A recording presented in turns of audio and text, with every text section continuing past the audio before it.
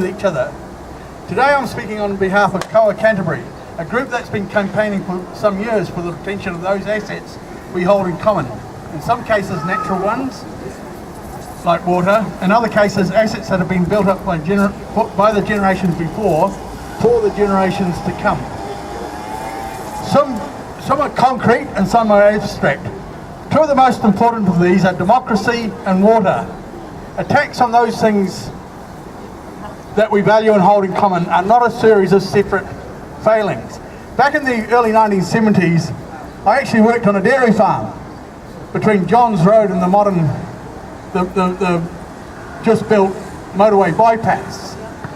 Most of the troughs on that farm were filled by springs that didn't need pumping. But over the generations that family held the farm, the freezing works drew more and more water off the aquifer. They had to start pumping water. That shows the interconnectedness of our aquifers. But we also have to realise that democracy is also connected here.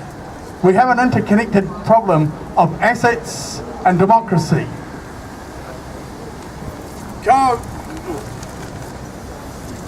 COA began to resist the sale of New Zealand assets in the form of SAEs to whatever takers wanted to make profit from the essential services New Zealanders must pay for. We succeeded with a petition and a referendum, but the national government of the time ignored both. At the same time, the national government became impatient with the work of a democratically elected ECAN was doing to achieve a water plan that attempted to ensure that water was used responsibly and sustainably. They sacked the elected members and appointed those who would allow that water extraction. Water for the huge dairy expansions was more important than democracy for them. We see farming interests in South Canterbury still campaigning to have a rural gerrymander, and I'm sorry I'm not witty enough to make a Jerry Brownlee joke, in ECAN, in order to control the water. They've taken enough. Of course, the earthquakes gave the national government a chance to try to strip the Christchurch people of both their democratic control of assets and the assets themselves.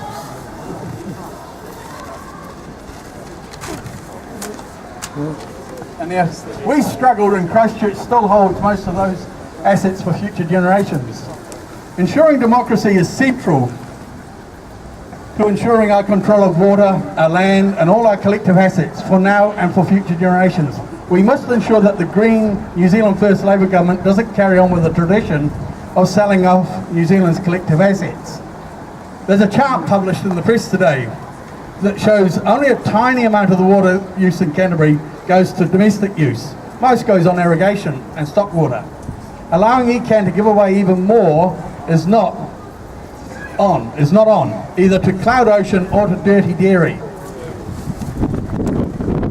demand that a truly democratic ECAN becomes a leader in the protection of both the environment and our collective public resources. Every future child in Christchurch should have the security of knowing that the Regional Council is committed to ensuring that his or her drinking water is theirs forever, not sent off in plastic bottles for the profit of foreign companies. Yeah. It's time to stop selling off assets and our rights to a small group of the wealthy, especially foreign wealthy. Neoliberalism may not be dead, but we can work to kill it. And this is one small step. Let's keep our line. Thank you.